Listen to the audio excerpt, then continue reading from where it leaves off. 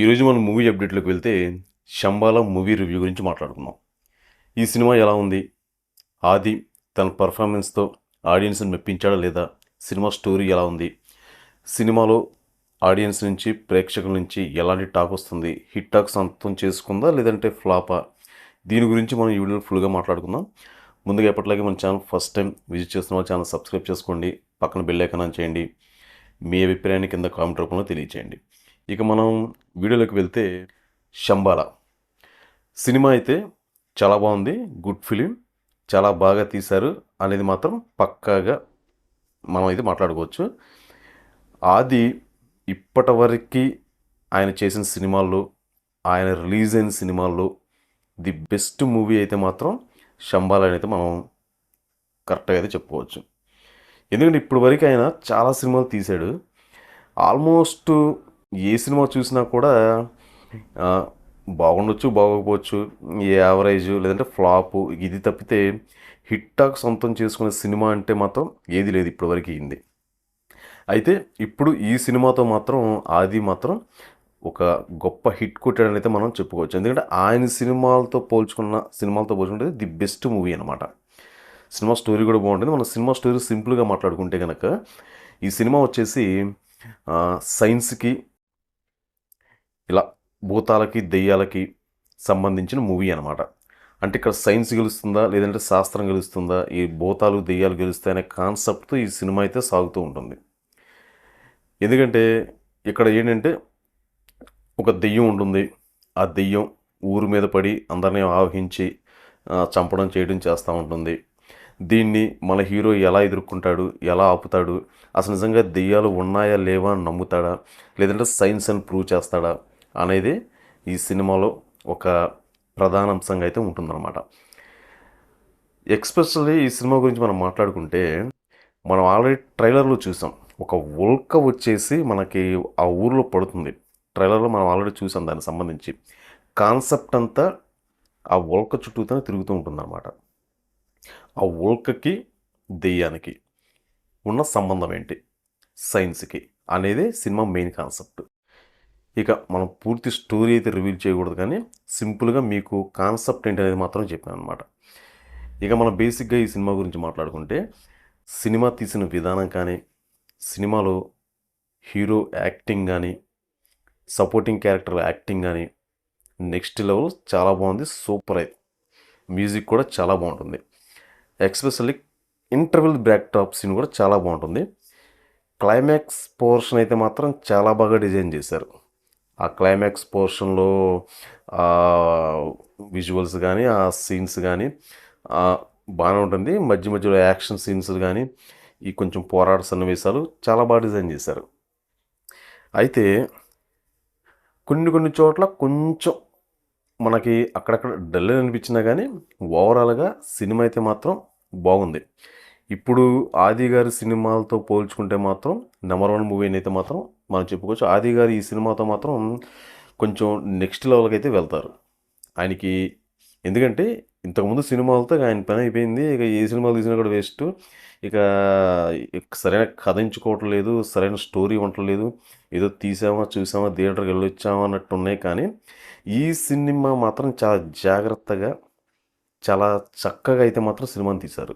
కథ రాసుకున్న విధానం కానీ, ఆ కథని స్క్రీన్ మీద మనకు చూపించే విధానం, ప్రజెంటేషన్ కానీ, అసలు ఫస్ట్ నుంచి ఎండింగ్ వరకు ఆ పోర్షన్ అంతా కూడా నెక్స్ట్ లెవెల్ అయితే ఉంటుంది.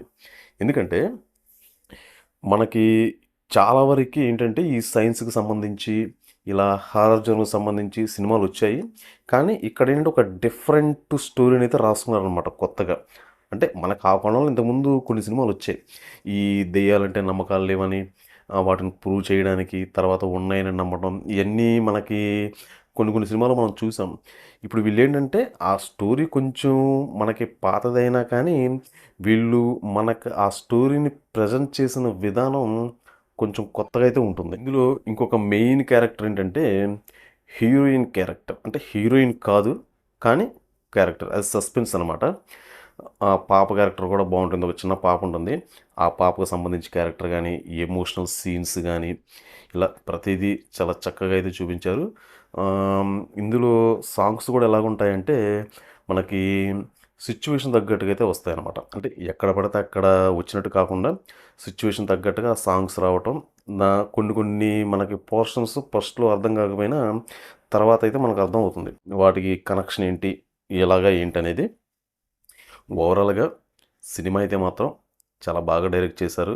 కథ బాగా రాసుకున్నారు. ఆది గారు మాత్రం ఈసారి చాలా జాగ్రత్తగా కథని ఎంచుకున్నారనేది మనకి సినిమా చూసిన తర్వాత అయితే ఒక క్లారిటీ అయితే వచ్చింది.